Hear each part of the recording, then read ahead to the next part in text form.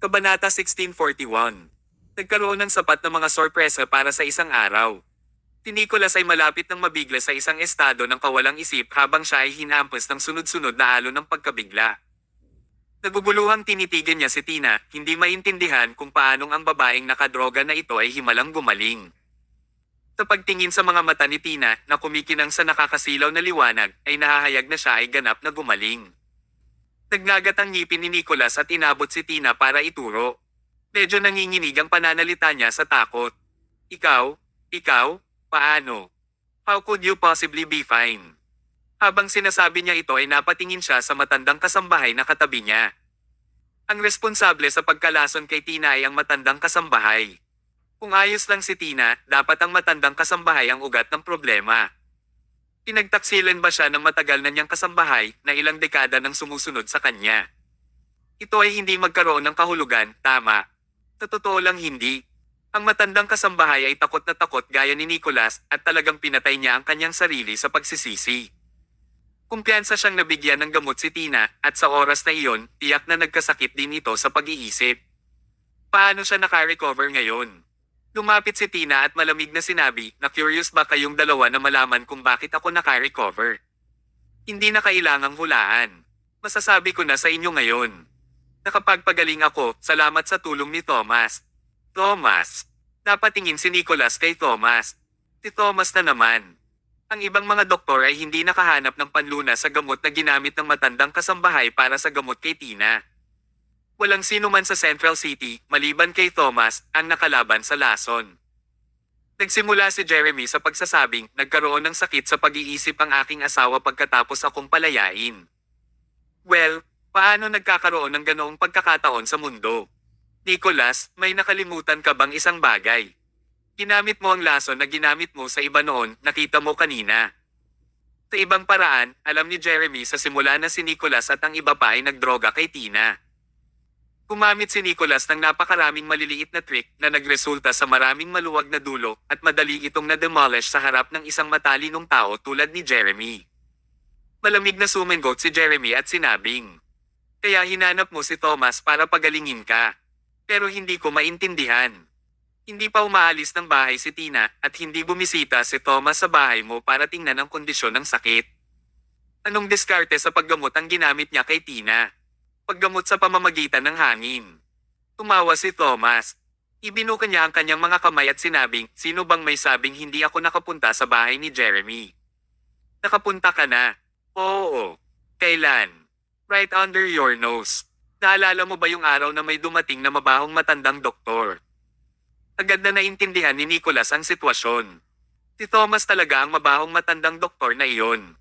Si Thomas ay nagbalat kayo bilang isang matandang doktor at binisita si Tina sa bahay ni Jeremy. Hindi lamang niya sinuri ang karamdaman ni Tin. Pero nagsinungaling din siya na hindi magagamot ang sakit ni Tina upang maiwasan ang pagtuklas ni Nicholas. Masyadong patago ang kanilang paraan. Ang bawat hakbang na ginawa ni na Thomas at Jeremy sa pakikitungo kay Nicholas ay mahusay na binalak at isinasaalang-alang. Ang pagkawala ni Thomas ay hindi makatarungan. Itinaas ni Nicholas ang ulo at tumingin sa kisame. Naramdaman niya ang unti-unting pagbagsak ng mga pader sa paligid ng kanyang psyche. Ha. Kabanata 1642. You little brats have done enough to deal with me to this point. Bilang isang matanda, matatag akong kumbinsido. Pero sino ang may pakialam kung sabay-sabay ninyong isinagawa ang masalimuot na planong ito? Ako pa rin ang pinuno ng pamilya Gomez at hindi ninyo maaagaw ang katayuan ko hanggat hindi ako mamamatay. Ang iyong kasalukuyang kalamangan ay mananakaw sa akin sa wakas. Umisi si Jeremy at sinabing, Nicholas, hindi ba talaga gumagana ang utak mo? Kakasabi ko lang, wala kang oras para dyan. Anong ibig mong sabihin? Ang ibig sabihin ay medyo simple. Handa akong ipadala ka sa loob ng kulungan. Ikaw, what makes you think na kaya mo yan? Sa batayan ng binigyan ng tingin ni Jeremy si Tina. Lumapit si Tina at sinabing, 720,617, ang numerong ito ay madalas na idiniin sa akin ni Dominic bago siya pumanaw at hiniling niya sa akin na tandaan ito. Sa totoo lang, hindi ko maaalala ang numerong ito kung hindi dahil sa kaarawan ni Jeremy. Ang hindi ko lang nakuha ay kung bakit binigyang diin ni Dominic ang numerong ito. Tinabi sa akin ni Dominic bago siya namatay na mayroon siyang ebidensya laban sa iyo, at ang ebidensya na iyon ay tila may kaugnayan sa numerong 720,617 na ito. Maya-maya, natuklasan ko ang isang ligtas na nakatago sa ilalim ng tile sa sahig sa ilalim ng kama ni Dominic sa kanyang silid. Si Dominic ay nag-e-enjoy noon sa pagtatago ng kanyang mga laruan noong bata pa siya at hindi siya nagbabago sa lahat ng mga taon na ito. Na-unlock ang safe pagkatapos kong ipasok ang code na 720,617. Kaya, inilabas ko ang mga bagay sa loob. Nicholas, hulaan mo kung ano ang nakalagay sa loob. Napalunok si Nicholas at nanatiling tahimik. Patuloy ni Tina, ito ay isang USB flash drive. Basang-basa ng malamig na pawis ang noo ni Nicholas. Baka sa mukha niya ang takot. Si Dominic ay hindi magtatago ng palihim kung talagang ang flash drive ay may kakayahang magdulot ng malaking pinsala kay Nicholas. Sa sandaling iyon, pinitik ni Thomas ang kanyang mga daliri. Tahimik na naunawaan ng sekretarya na si Diana. Kinuha niya ang isang laptop, binuksan ito, at pagkatapos ay nag-click sa isang video file mula sa isang folder. Ito ay isang video ng cellphone na palihim na ni-record. Kahit na ang video ay butil, posible pa ring makita na ang tao sa video ay si Nicholas. Ang nilalaman ng video ay medyo nakakatakot. Tinakal ni Nicholas ang leeg ni Tarek mula sa likuran, saka tinusok ang puso ni Tarek gamit ang gunting na hawak niya sa kamay. Namatay siya on the spot. Tumayo si George at sinabing, Nicholas, pinatay mo ang tito ko. Hindi pa ako tapos sa iyo. Ito ay tungkol sa paglalagay sa isang palabas. Sa katunayan, labis na kinasusuklaman ni George si Tarek at ang dalawa ay matagal nang hindi magkatugma, ngunit hindi na iyon ang kaso. Ngayong pinatay na ni Nicholas si Tarek, kinailangan ni George na mapanatili ang magandang relasyon kay Tarek para makapaghiganti. Hanggat maalis niya si Nicholas, hindi inalintana ni George ang pagkasundo sa kanyang namatay na tiyuhin. Tinabi ni Thomas, ang video na ito ay ang aming backup. Ang flash drive ay ipinasa sa pulisya. Naniniwala ako na sa lalong madaling panahon darating ang mga pulis upang arestuhin ka. Nicholas, malapit ka ng makulong. Kung ang pinuno ng pamilya Gomez ay bakanting posisyon pagdating mo sa kulungan, sino sa tingin mo ang susunod na padre de pamilya? Tuluyan nang nawala si Nicholas. Noon pa man ay kinasusuklaman niya ang mga late bloomers, kung isasalang-alang na ang mga ito ay walang kakayahan o kulang, ngunit ang mga late bloomer na ito ang nagsama-sama upang alisin siya. Napaka-ironic na pumatay ng isang taong kinasusuklaman mo. Ang higit na kabalintunaan ay si Jeremy ay ang kanyang sariling anak, at sina Dominic at Thomas ay kanyang sariling mga apo. Si Nicholas, sa kabila ng kanyang katalinuhan, sa kalaunan ay sumuko sa kanyang sariling mga anak at apo. Anong kabulastugan? Habang nasubsob ang puwete niya sa upuan, kumagulgol at tumawa si Nicholas. Nakipaglaban siya sa langit, lupa, at mga tao. Buong buhay niya ay lumaban siya, sa kalaunan ay nawala ang kapangyarihan ng pamilya Gomez at napunta sa kulungan. Ang kanyang buhay ay maaaring inilarawan bilang isang kabiguan.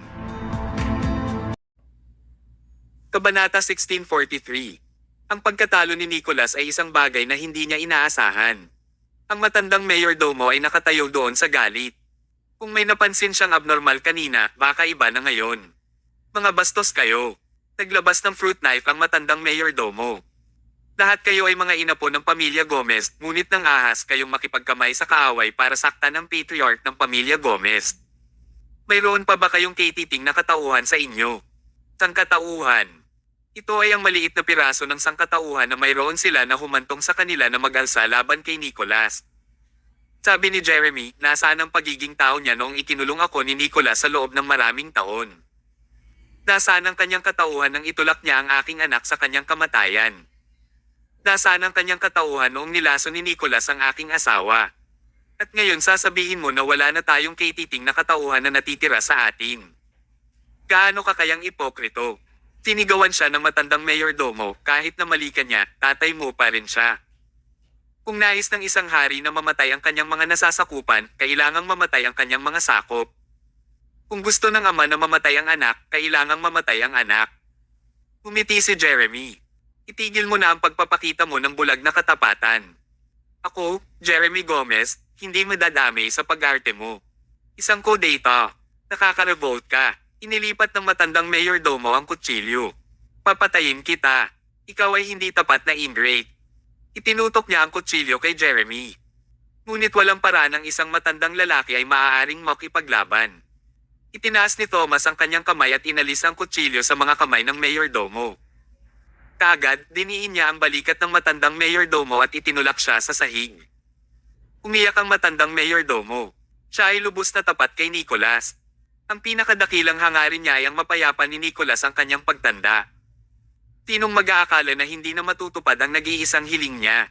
Pasensya na, Master. Ikinalulungkot ko ang pagiging incompetent at hindi kita kayang protektahan.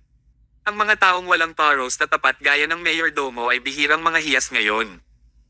Malakas na ibinagsak ng matandang mayordomo ang kanyang ulo sa sahig.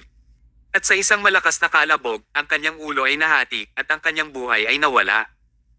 Ang pagkamatay ng matandang mayordomo ay ang huling dayami na dumurog kay Nicholas. Mamantong hininga siya ng walang sabi-sabi habang nakaupo sa kawalan ng pag-asa, naghihintay ng paghuhukom na babagsak sa kanya. Tinagtagal, dumating ang pulis sa Sterling Technology. Kinuha nila si Nicholas, kasama ang katawan ng matandang mayordomo. Ang dalawang kontrabida ay sa wakas ay nakamit ang isang nararapat na wakas. Ang mga makasalanan ay hindi kailanman makakatakas sa paghatol ng langit. Pareho silang nagbayad ng mabigat na halaga para sa kanilang masasamang gawa. Ang sitwasyon sa Central City ay ganap na nagbago. Sa mga susunod na araw, nangyari ang mga pagbabagong nakakasira sa lupa sa Central City. Una sa lahat, opisyal na idineklara ng Sterling Technology ang pagkabangkarote. At si Thomas, ang direktor ng Sterling Technology, ay nagbitiw sa kanyang post. Ang natitira na lang sa Sterling Technology ay isang walang laman na shell.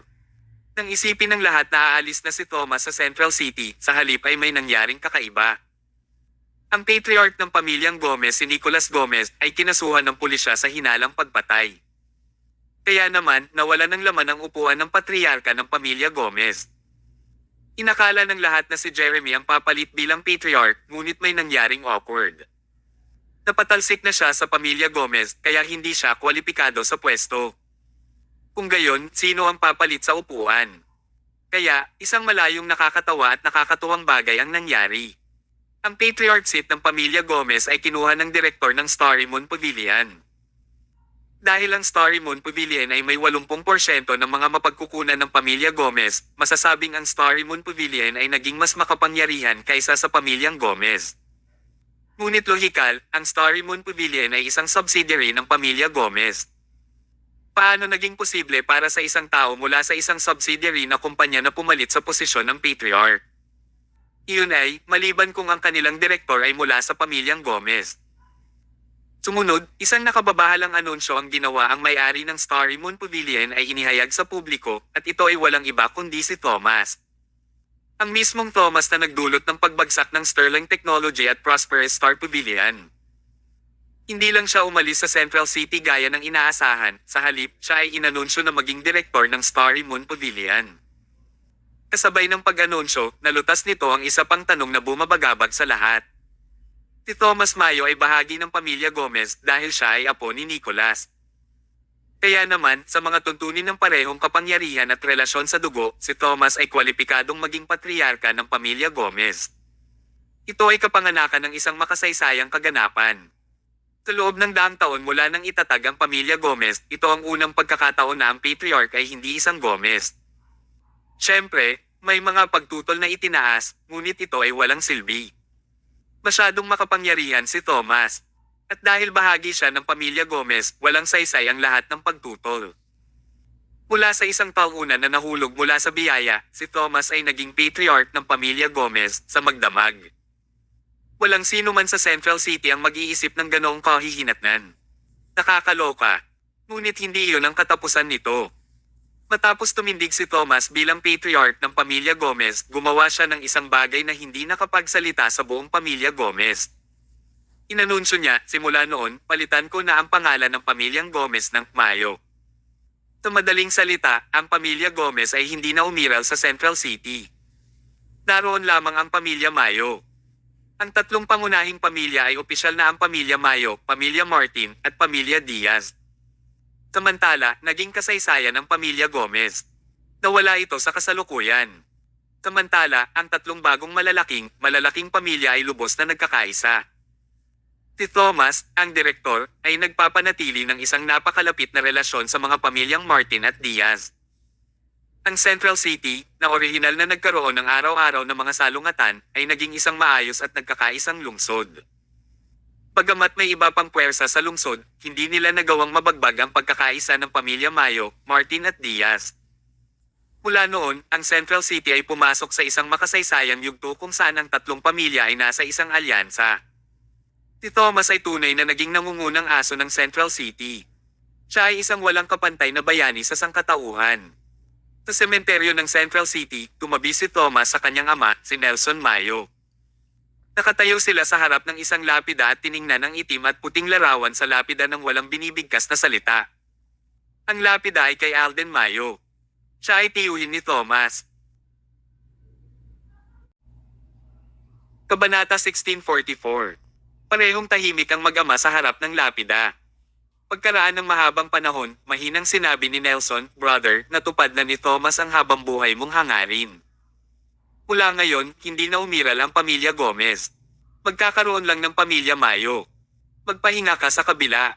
Kung maaari, sabihin mo sa ating ina na ang kontrabida na nag-iwan sa kanyang asawa ay pinarusahan." Nang matapos niya ang kanyang pangungusap, tahimik siyang nanalangin. Tumangala si Nelson sa langit. Maulap sa Central City ngayon at tila uulan sa lalong madaling panahon. Sabi niya, "Sa wakas makakauwi na tayo, Thomas." Tumango si Thomas.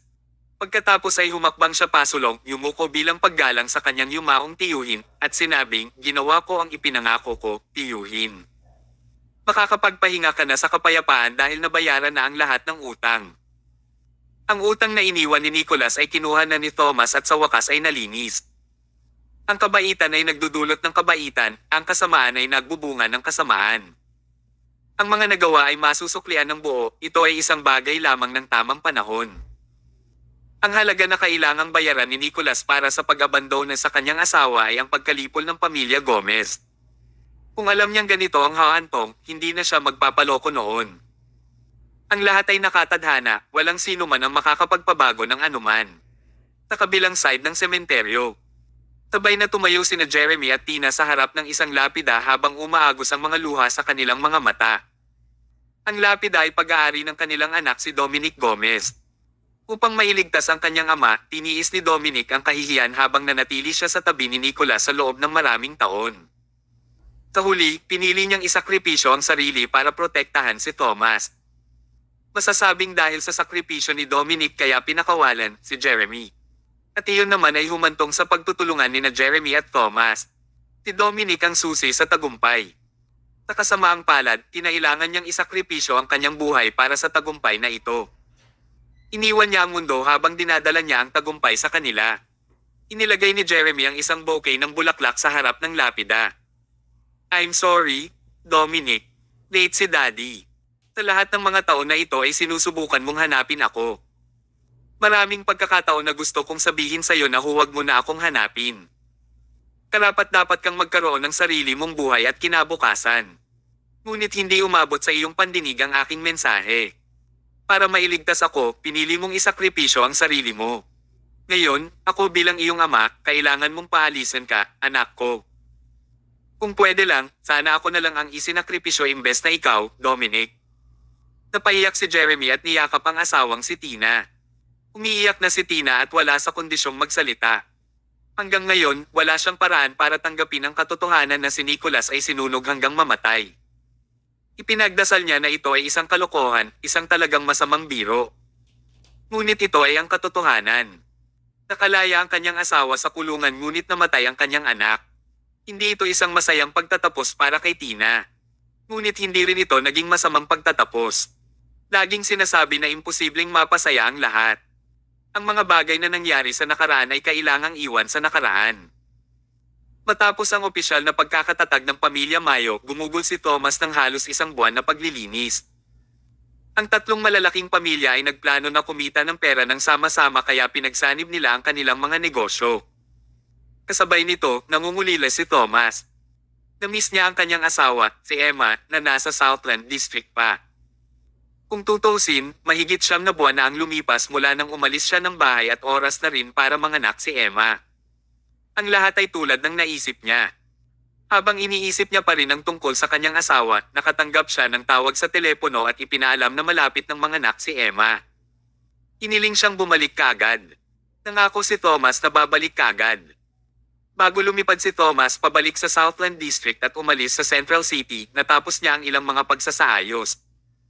Una sa lahat, sina Nelson at Iris ay dapat manatili sa Central City. Matapos ang lahat ng mga taon na ito sa Central City, naging pamilyar si Nelson sa lungsod. Kaya naman, naisip ni Thomas na mas mabuting mag-settle down na lang siya at sa pag-aalaga sa kanya ni Iris, walang magiging problema. Tungkol sa kumpanya, inilipat ni Thomas si Samson at inilagay siya sa pamamahala sa operasyon ng pamilya Mayo. Kasabay nito, dapat manatili si Iris at tulungan din si Samson. Sa isang banda, ito ay para sa kanila na makipagtulungan at matiyak na walang mangyayari sa kumpanya. Sa kabilang banda, ito ay dahil kamakailan lamang ikinasal si Iris kay Vera. Paano siya makakabalik sa Southland District kasama si Thomas at mahiwalay sa kanyang asawa? Dahil maayos na ang lahat, nagpasya si Thomas na magtayo ng isang sangay ng pamilya Mayo sa Southland District. Ang pangalan ng sangay ay magiging Mark of the River Mountain. Si Mark ng River Mountain Group ay magiging sangay ng Southland District ng pamilyang Mayo na may makapangyarihang taga-suporta pabalik sa Central City at si Thomas bilang direktor na may ganap na kontrol sa kumpanya. Sa puntong ito, maaaring umalis si Thomas sa Central City ng payapa. Sa airport, niyakap ni Thomas sina George, Lila, Dylan, at Samantha bilang Paulem. Ang Nolan na ama at anak ng Red Society Pharmacy ay naruroon upang magpaalam din sa kanya. Ang higit na nag-aalangan na panoorin si Thomas na umalis ay dalawang babae. Ang kanyang sekretarya, si Diana, at ang batang miss ng pamilya Martin, si Daisy. Kamakailan lang ay nalaman ni Daisy na may asawa si Thomas.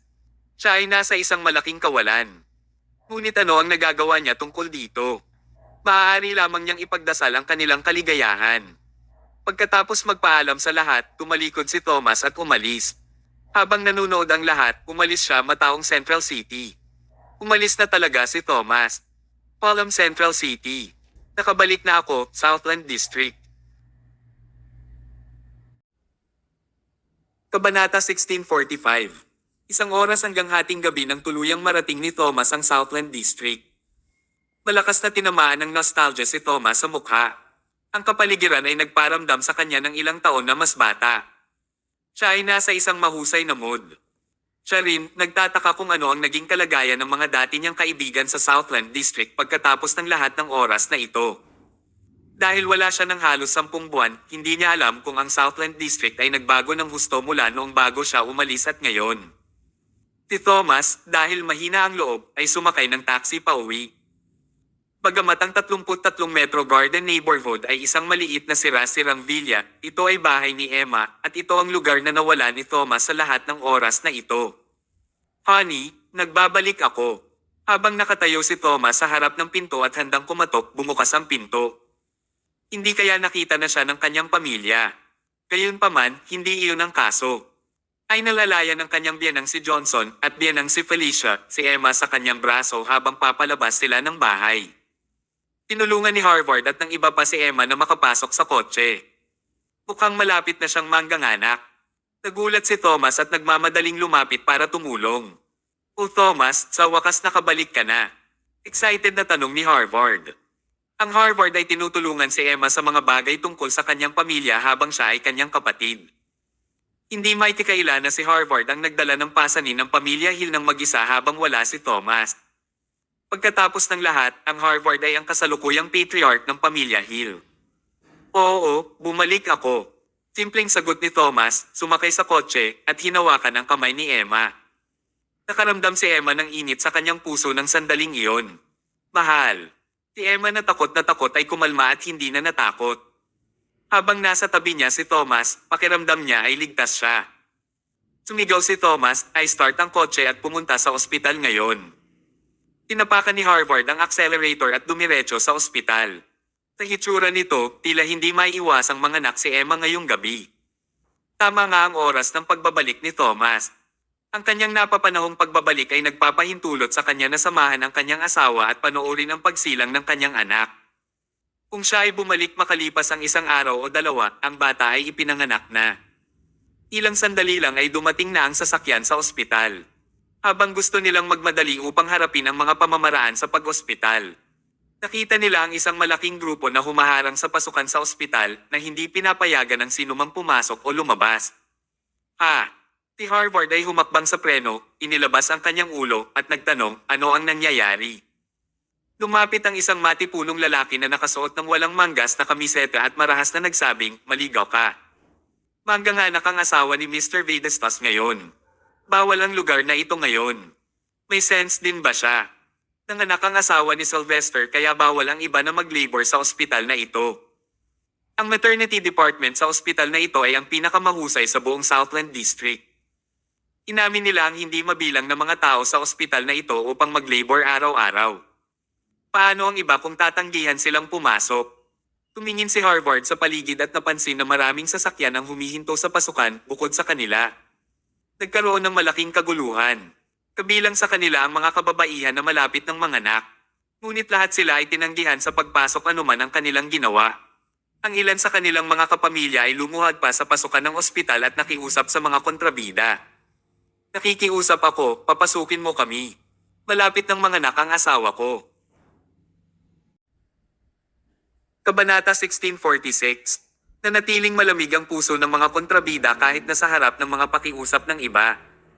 Tinipan ng isa ang lalaki at sinabing, bakit kailangan kong pakialaman ang asawa mo? Hindi ko siya nabuntis.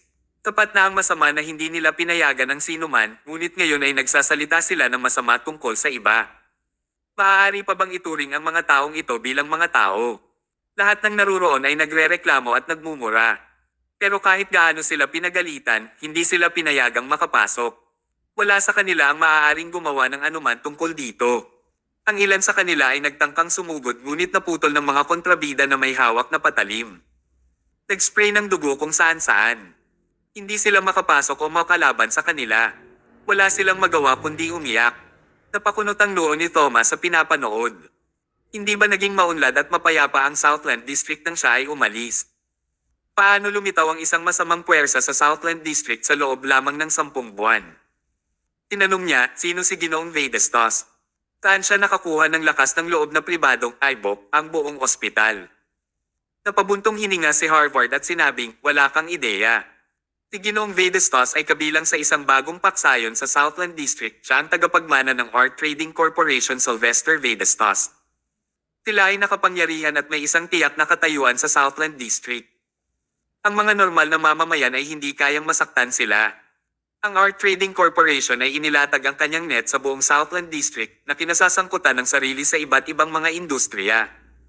Maging ang pamilya Hill ay kailangang umasa sa Art Trading Corporation upang mabuhay. Para silang isang napakalaking puno habang ang ibang kumpanya sa Southland District ay katulad ng mga dahon sa mga sanga nito. Kung wala sila, lahat ay tapos na. Ganon kalakas. Nangangahulugan ito na ang Art Trading Corporation ay may ganap na kontrol sa mga aktibidad sa ekonomiya sa Southland District. Iyon ang naging lokal na monarkiya, tama ba? Tanong ni Thomas, saan nanggaling itong Art Trading Corporation? Paano nila matipid na sakupin ang Southland District sa loob lamang ng 10 buwan? Nagkibit balikat si Harvard. Hindi ko alam. Hindi ko kaya naalamin ang puwersa sa likod nila. Ang magagawa ko lang ay sumabay sa daloy, nagtatrabaho kasama ng Art Trading Corporation. Going back to the main point, Harvard said, since Sylvester has booked the hospital, imposible na tayong makapasok pa. Dapat ba tayong magmadali sa ibang ospital? Bakit dapat sila?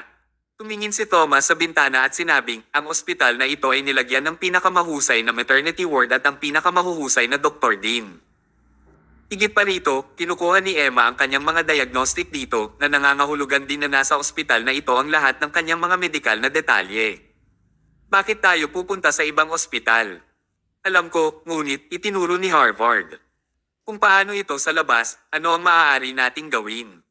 Umuso si Thomas, tinulak ang pinto at lumabas ng sasakyan. Hindi siya Harvard o anumang ordinaryong mamamayan. Ang Diyos ng digmaan ay hindi kailanman yuyuko sa masasamang puwersa. Alam ng Harvard na walang magiging maganda sa paglabas ni Thomas sa sasakyan. Mabilis niyang binuksan ang pinto, bumaba, at hinayla si Thomas sa kanyang mga braso. Hoy, Huwag kang magulo. Hindi ka na ang Diyos ng digmaan. Huwag makipag-unahan sa mga taong tulad ni Sylvester. Noon nang umalis si Thomas sa Southland District, nagbitiw siya sa kanyang posisyon bilang God of War. Kaya naman, inisip ng lahat sa Southland District na si Thomas ay naging isang normal na mamamayan noon pa man. Ngunit ang hindi nila alam, na-reclaim ni Thomas ang titulong God of War sa Central City. Bahagyang tinapit ni Thomas ang kamay ni Harvard at sinabing, malinaw ko na kung ano ang dapat kong gawin. Malinaw sa kung ano ang dapat niyang gawin. Mukha bang alam niya ang ginagawa ni Thomas?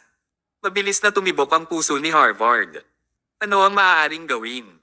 Tinagmasdan niya ang paglalakad ni Thomas patungo sa grupo ng mga kontrabida. Ikaw, mawala ka. Tinuro ng isa sa mga kontrabida si Thomas at pinagalitan. Gayunpaman, hindi tumigil si Thomas sa pagsulong. Hey, ayaw mong makinig, di ba? Iwinasiwas ng kontrabida sa ere ang hawak niyang machete at humakbang pasulong. Walang sabi-sabi, itinaas niya ang machete at nilaslas ito, tinutukan ng braso ni Thomas. Kabanata 1647. Nais ipakita ng mga kontrabida kay Thomas kung saan sila ginawa. Kasabay nito, ginagamit nila si Thomas para magpakita ng halimbawa para makita ng iba. Ngunit sa kasamaang palad, nakilala nila ang kanilang kapareha. Si Thomas ay hindi isang ordinaryong mamamayan at tiyak na hindi isang basura na tatayo roon na nakaugat habang may humahampa sa kanya ng machete. Lumakas ang aura ng God of War. Itinaas ni Thomas ang kanyang kamay at hinawakan ang machete sa kanyang kamay. Hindi makagalaw kahit isang pulgada ang kontrabida kahit anong pilit niya. Nagkaroon ng desperidad sa lakas sa pagitan ng dalawang partido. Nararapat kang mamatay. Inagaw ni Thomas ang machete at nilaslas, naputol ang braso ng kontrabida. Sa isang iglap, bumalot sa buong lugar ang isang nakapako na hiyawan. Sa kabila ng kanyang pagiging mabangis at mayabang, nauwi sa paggulong-gulong sa lupa, sumisigaw sa sakit. Nagulat ang lahat ng nakakita sa nangyari. Mabilis na nag-react ang mga kasamahan ng kontrabida at sumugod kay Thomas habang naghahampas sila ng sarili nilang mga machete. Ngunit maaari ba silang magdulot ng banta sa Diyos ng digmaan?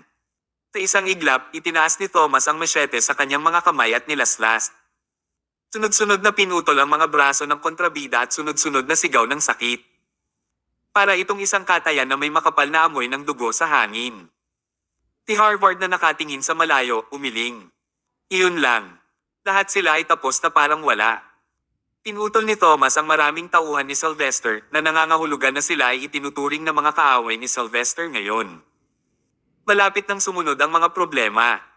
Kalimutan na natin ang ason. Kumakatok na ang gulo sa pintuan. Pagkatapos, mismong ang mga grupo ng mga kontrabida ay nakahiga sa lupa sa sakit matapos maputol ang kanilang mga braso, maraming puting van ang pumasok sa lugar. Nang hindi sila binigyan ng oras para huminga, pinalibutan nila ang lugar. Mas maraming kontrabida ang bumaba mula sa mga van. Ito ay mga mandirigma mula sa Art Trading Corporation. Sila ang namamahala sa pagpapanatili ng batas at kaayusan. Ang mga naputol ay ang mga kapatid nila sa bisig. Ang malaking grupo ng mga mandirigma ay sumugod. Sa hitsura nito, kailangang mayroong hindi bababa sa 40 tao na sumugod kay Thomas. Lahat sila ay nagsusuot ng mabangis na hitsura at hindi mukhang palakaibigan. Nagpanik si Harvard. Ano ang maaaring gawin sa puntong ito?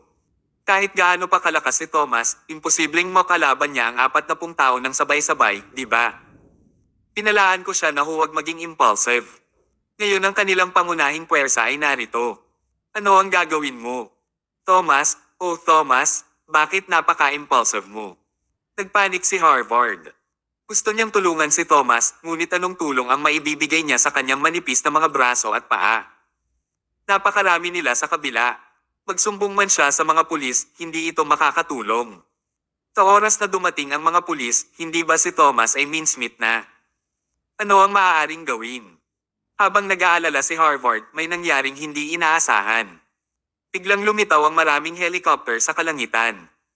Sa pagtatansya, kailangang may humigit kumulang 20 helicopter na umaaligid sa itaas. Higit pa rito, sa bawat isa sa mga helicopter, may mga lalaking nilagyan ng baril na tumututok sa grupo ng mga kontrabida sa ibaba. Ito ba ay isang Hollywood blockbuster scene? Nagulat at nagkalat ang mga nanonood, naghahanap ng masisilungan. Hindi nila nais na nasa labas, sa paningin ng mga helicopter. Ngunit ang grupo ng mahigit 40 tao ay walang mapagtataguan. Tumangala sila sa mga helicopter sa langit habang sila ay tulala. Ito ay isang bagay na hindi pa nila naranasan noon. Kung tutuusin, sila ang laging nambubuli. Ito ang kanilang unang pagkakataon na may nagpadala ng mga helicopter na matayog sa ibabaw nila. Napatulala sila at hindi makariyak. Thomas shouted at the top of his lungs, akala ko ba nagkakaroon tayo ng kompetisyon ng mga numero? Dalhin mo na. Paano sila mangangahas? Mahigit 40 tao ang nakatayo doon na nakaugat habang may hawak pa silang mga machete sa kanilang mga kamay. Nakita ang malamig na pawis na umaagos mula sa kanilang mga noo. Kung wala kang gagawing aksyon, gagawin ko. Kinawayan ni Thomas ang kamay at sumenyas na umatake sila. Sa isang kisap mata, umalangaw-ngaw sa kalangitan ang tunog ng putok ng baril. Nawala. Sunod-sunod na agos ng bala ang pinaputukan sa mga kontrabida na parang walang halaga. Ang mga bala ay tumago sa kanilang mga katawan at ginawang pulot-pukyutan mula sa kanila. Alam lang ng grupong ito kung paano mangbuli ng iba, ngunit hindi kailanman sumagi sa isipan nila na balang araw, sila na lang ang mabuli. Mula sa kanilang pananaw, walang makakalaban sa Art Trading Corporation. Ngunit nakakalungkot, nakilala nila si Thomas, ang Diyos ng digmaan.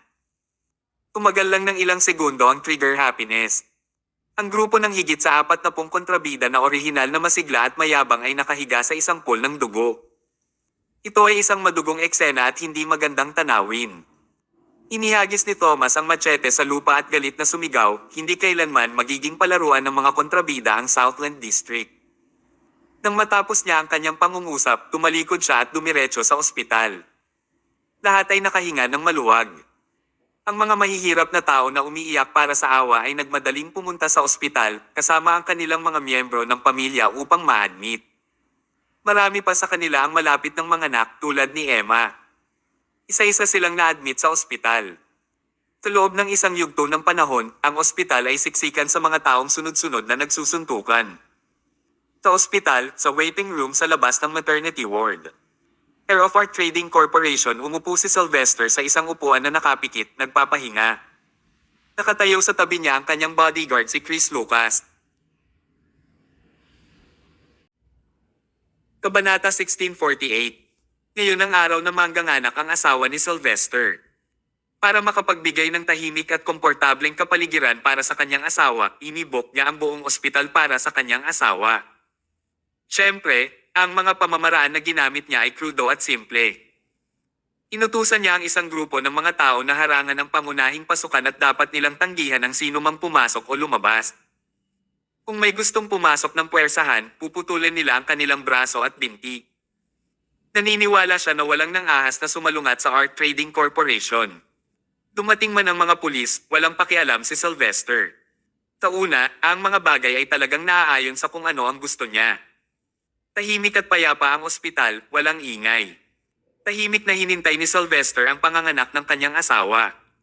Sino ang mag-aasam na ang kapayapaan at katahimikan ay hindi magtatagal? Malakas na ingay ang narinig sa buong ospital. Parang isang malaking grupo ng mga tao ang nagmamadaling pumasok sa ospital. Umunat ang noo ni Sylvester. Ano ang nangyayari? Agad na nagtungo ang kanyang nasasakupan upang magtanong tungkol sa sitwasyon. Sa loob ng 3 minuto, tumakbo siya pabalik at sinabi kay Sylvester ang tungkol sa sitwasyon. May pumatay sa lahat ng mga mandirigma na inilagay namin sa pasukan at nagdala ng malaking grupo ng mga pasyente sa ospital. Mga hanggal kayo, taway ni Sylvester. Over 40 people were stationed out there, di ba? Bakit hindi nila pinigilan? Sumagot ang kanyang nasasakupan, ang aming mga tauhan ay pinatay lahat. Ito. Natigilan si Sylvester. Ang kanyang mga mandirigma ay hindi ordinaryong tao. Tila may ilang kakayahan ang kalaban dahil kaya niyang patayin ang kanyang mga tauhan sa napakaikling panahon. Sinong gumawa nito? Thomas Mayo. Thomas. Ang dating punong opisyal na namamahala sa Southland District, ang Diyos ng digmaan. Siya iyon. Humisi si Sylvester. At heto ako, iniisip kung sino iyon. Lumalabas na isang wastrel na walang opisyal na posisyon sa Southland District. Kaya iniisip niya na kaya niyang lumaban, How dare he go against our trading corporation? Tatingin ba niya siya pa rin ang Diyos ng digmaan? Sino siya sa tingin niya? Tumayo siya at lumabas. Ang kanyang bodyguard si Chris ay sumunod kaagad sa likuran. Tinagtagal, nakilala ni Sylvester si Thomas sa isang makipot na pasilyo sa ospital. Mahirap para sa kanila na hindi magkita dahil papunta na rin si Thomas sa labor ward. Ang mga labor ward ay matatagpuan sa parehong lugar sa loob ng ospital. Kung may gustong pumunta sa labor ward, hindi maiiwasang dumaan sila sa koridor na ito. Hinarang ni Sylvester ang daan, nagsindi ng sigarilyo at naninigarilyo sa harap ng karamihan.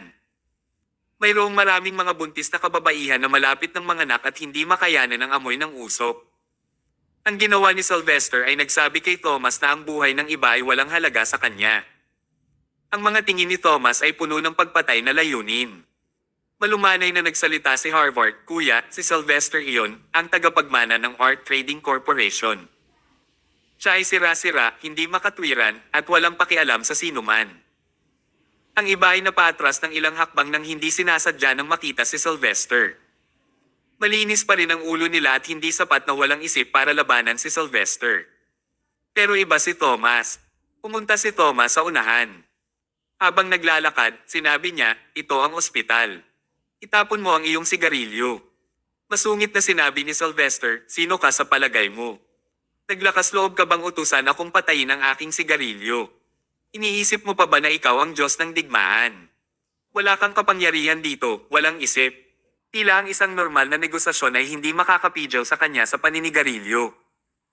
Si Thomas ay gumawa ng ilang hakbang pasulong bago siya biglang sumugod na parang palaso na humarap kay Sylvester. Sa sandaling ito na tumakbo palabas si Chris at tumayo sa harap ni Sylvester, hinarang din ang suntok ni Thomas gamit ang kanyang kamay. Dahil nakapag-react siya sa suntok ni Thomas at napigilan ito, kailangan niyang magkaroon ng kakaibang lakas. Nagpatuloy si Sylvester sa paninigarilyo at sinabing, sa tingin mo kaya mong lumaban, hindi ba, Thomas? May sasabihin ako sa iyo. May mga taong mas kayang lumaban kaysa sa iyo sa mundong ito. Mas malakas ang bodyguard ko at mas kayang lumaban kaysa sa iyo. Maghanda para mamatay. Nang matapos niya ang kanyang pangungusap, may nangyaring hindi inaasahan. Naglabas si Thomas ng malakas ngunit nakakatakot na aura na naging dahilan ng pag-freeze ng katawan ni Chris sa kinatatayuan niya. Sa paggamit ng aura na ginamit niya noon sa larangan ng digmaan, kinikilala niya ang lakas ni Chris. Sa kasamaang palad, gaano man kalakas si Chris, hindi siya kalaban ng God of War. Agad na pinigilan ni Thomas si Chris. Hindi makatayo ng diretso si Chris sa harap ni Thomas. Dahan-dahan, napilitan siyang lumuhod, parang alipin na isinusuko ang sarili sa kanyang amo. Walang ganang lumuhod si Chris sa harap ni Thomas. Natigilan si Sylvester. Ano ang nangyayari? Ang kanyang pinagkakatiwalaang bodyguard ay pinapahiya gaya ng gusto ni Thomas. Umangon ka, Chris. Ito ay walang silbi. Hindi kaya ni Chris. Nilagpasan ni Thomas si Chris habang nakaluhod pa rin ang lalaking iyon. Ito ang pagkakaiba sa pagitan ng Diyos ng digmaan at ng isang ordinaryong tao. Nakaharap si Thomas kay Sylvester at tinitigan siya. Pagkatapos ay malamig niyang sinabi, mahilig kang manigarilyo, tama. Nawala nang masabi si Sylvester. Hanggang ngayon ay sa wakas na pagtanto niya kung gaano kalakas at nakakatakot si Thomas. Bago siya makasagot, tinakpan ni Thomas ang kanyang bibig at itinulak ang sigarilyo sa bibig ni Sylvester. Ma'am. Si Sylvester ay nasa discomfort at pain habang sinusunog ng sigarilyo ang kanyang dila. Tinubukan niyang kumawala, ngunit nabigo siya. Ang kamay ni Thomas ay parang malalaking place, nakatikom ng mahigpit sa kanyang bibig. Napaluha si Sylvester dahil sa sakit. Kung alam lang niya noon, hindi sana siya lalaban kay Thomas. Sumigaw si Harvard sa sandaling iyon, huwag ka nang lumaban, kuya. Malapit ng manganak si Emma. Itinulak ni Thomas si Sylvester palayo at nagmamadaling dinala si Emma sa labor ward. Nanawagan din siya para sa pinakamahusay na doktor para sa kanyang asawa. Kabanata 1649. Nakahiga si Sylvester sa lupa. Nang iluwa niya ang sigarilyo sa kanyang bibig ay agad siyang inihain ng isang subordinate ng isang basong tubig para magmumog. Pagkatapos lamang magpahinga ng mahabang panahon si Sylvester ay sa wakas ay nakahinga siya ng maluwag at naging komportable. Thomas Mayo, umanda ka. Hindi kita mapapatawad. Bilang young master ng Art Trading Corporation, ito ang unang pagkakataon na nainsulto ng ganoon si Sylvester. Hindi niya ito matiis kahit anong mangyari. Kailangan niyang maghiganti. Samantala, hindi pinansin ni Thomas si Sylvester. Lahat ng atensyon niya ay kay Emma. Pagkatapos niyang ipadala ang kanyang asawa sa labor room, naghintay siya sa labas ng may pag-aalala at pabalik-balik. Umaasa siyang ligtas si Emma at ang sanggol. Walang dapat mangyari sa kanila. Si Thomas ay isang walang takot na lalaki, ngunit sa pagkakataong iyon, hindi niya maiwasang makaramdam ng kaba at takot dahil sa sobrang pag-aalala niya sa kanyang asawa at anak. Gayunpaman ang mga bagay na iyon ay wala rin sa kanyang kontrol. Kailangan nilang maging ligtas. Dapat silang maging ligtas. Mas gugustuhin kong itakda ako ng Diyos kaysa sakta ng aking asawa at anak. Ang makapangyarihan at maimpluwensyang Diyos ng digmaan ay kapareho ng bawat ordinaryong tao noon. Sa sobrang pagkabalisa niya ay para siyang nasa mga pinat karayom. Pagkatapos niyang matiyagang maghintay, sa wakas ay narinig niya ang iyak ng isang sanggol. Nandito na ang bata. Nandito na ang bata. Si Thomas ay kapareho ng bawat lalaking naging ama sa unang pagkakataon. Isang suntok ang ibinato niya sa koridor sa sobrang tuwa. Lumapit si Harvard at tinapik siya sa balikat. Congratulations! Tatay ka na ngayon. Bumukas ang pinto ng labor room at lumabas ang doktor. Congratulations! Ang iyong asawa ay nanganak ng isang munting prinsesa. Naluluha ang mga mata ni Thomas. Kahit isang lalaking macho ay may malambot na puso. Sa wakas ay naranasan ni Thomas ang pakiramdam ng pagiging isang ama. Ako ay isang ama ngayon. Pagkatapos noon, dinala ni Thomas at ng iba pa si Emma, gayon din ang sanggol, pauwi upang manirahan. Naging abala sila hanggang kinaumagahan bago tuluyang naayos ang lahat. Kinaumagahan, naupo si Thomas sa sopa habang tinatitigan niya ang sanggol na nakalamang na damit at tila siya ay nasa buwan. Napangiti ang kanyang biyanan sa pagkatuwa. Siya ay lubos na masaya. Uminom ng tsaa ang kanyang biyanan bago niya sinabing dapat mong pangalanan ang sanggol. Ano ang dapat itawag sa kanya? Sa oras na ito, dahan-dahang sinabi ni Emma, naisip ko na ito. Pangalanan ko siyang Abigail Mayo. Sana maging maganda at magandang babae siya. Mula sa gilid, sinabi ni Harvard, syempre, gagawin niya. Napakaganda ni Emma at si Thomas ay napakagwapo. Ang iyong anak na babae ay magiging isang napakagandang babae. Habang ang pamilya ay nalubog sa masayang kapaligiran, isang tawag sa telepono ang sumabad sa kanilang pag-uusap. Nagdilim ang ekspresyon ni Harvard matapos niyang sagutin ang tawag at parang may kung ano ang nasa isip niya. Tanong ni Emma, Harvard, anong problema? May nangyari ba? Nagatubiling magsalita si Harvard. Wala lang. May nangyari lang sa kumpanya. Maliit na bagay. Kung ito ay hindi isang malaking bagay, ang Harvard ay hindi masyadong kinakabahan at nababalisa. May seryosong nangyari pero sinabi lang ni Harvard ang sinabi niya dahil ayaw niyang mag-alala si Emma. Ikapanganak pa lang ni Emma kaya hindi nararapat na marinig niya ang malagim na balita. Si Thomas ay isang matinong tao kaya natural niyang naiintindihan ang kahulugan sa likod ng mga salita ni Harvard. Tinadya niyang kumuha ng isang pakete ng sigarilyo sa kanyang bulsa bago niya sinabing, para akong manigarilyo. Harvard, lumabas tayo at manigarilyo. Sige. Umalis sina Harvard at Thomas sa sala at pumunta sila sa courtyard. Kabanata 1650. Inabutan siya ni Thomas ng sigarilyo. Sabihin mo sa akin kung bakit ka kinakabahan at nabalisa. Naninigarilyo sandali si Harvard bago niya sinabing may seryosong nangyari sa kumpanya. May nangyari nga at masasabi pa nga ni Thomas kung ano iyon. May kaugnayan ba ito sa Art Trading Corporation? Mahina akong tanong niya. Binigyan siya ni Harvard ng thumbs up. Oo, ito nga. Kagabi, binastos ni Thomas ang Art Trading Corporation at binugbog din ang young master na si Sylvester. Paano kaya nila hahayaan iyon? Kung totoo ang sinabi ng Harvard tungkol sa Art Trading Corporation na kumikilos na parang gangster na kumpanya sa Southland District ngayon, tiyak na hindi nila patatawarin si Thomas. So, ano ang eksaktong nangyayari? Tanong ni Thomas. Kumuha ng isa pang puff si Harvard. Tina-target tayo ng Art Trading Corporation at gusto nila tayong sirain. Ang pamilya Hill ay nasa blacklist ng Art Trading Corporation ngayon. Nagpasya ang Eagles Alliance na putulin ang ugnayan sa Pamilya Hill at sipin sila sa alyansa upang protektahan ang kanilang sarili. Ano? Eagles Alliance? Tinanong ni Thomas, ano na naman iyon? Nagkibit balikat si Harvard. Sa 10 buwan na umalis ka, napakaraming bagay ang nangyari sa Southland District at ang istruktura nito ay nagbago ng husto. Hindi lamang ang Art Trading Corporation ang nangingibabaw sa merkado, marami pang ibang kumpanya ang kumukuha din ng iba pang kumpanya, inaagaw ang merkado, at nakikipagkumpetensya sa isa't isa. Upang protektahan ang kanilang sarili o upang labanan ang iba pang mga kapangyarihan, bumuo sila ng sunod-sunod na alyansa. At isa na rito ang Eagles Alliance. Imposible para sa pamilyang Hill na labanan ang napakaraming malalaking pamilya at malalaking alyansa ng mag-isa. Kung hindi namin binigyang pansin, kami ay nakuha. Upang protektahan ang ating sarili, pinili kong hayaan ang pamilyang Hill na sumali sa Eagles Alliance. Sa lahat ng oras na ito, ang pamilya Hill ay nagkaroon ng isang malakas na ugnayan sa Eagles Alliance. Pinuprotektahan tayo ng alyansa at nagbigay din sila ng malaking halaga ng lakas tao, mapagkukunan, at suporta sa pera. Kapag naalis tayo sa Eagles Alliance, ang pamilya Hill ay nasa panganib. Ito ay tulad ng isang maliit na kambing na umalis sa kawan ay kakainin ng mga nakakatakot na gutom na lobo anumang oras. Sa kasamaang palad, talagang pinupuntirya tayo ng Art Trading Corporation, isang nagugutom na lobo. Matapos makinig si Thomas sa Harvard, sa wakas ay naunawaan na niya ang nangyayari. Sa madaling sabi, natatakot ang Eagles Alliance na maglabas ng galit ang Art Trading Corporation sa alyansa.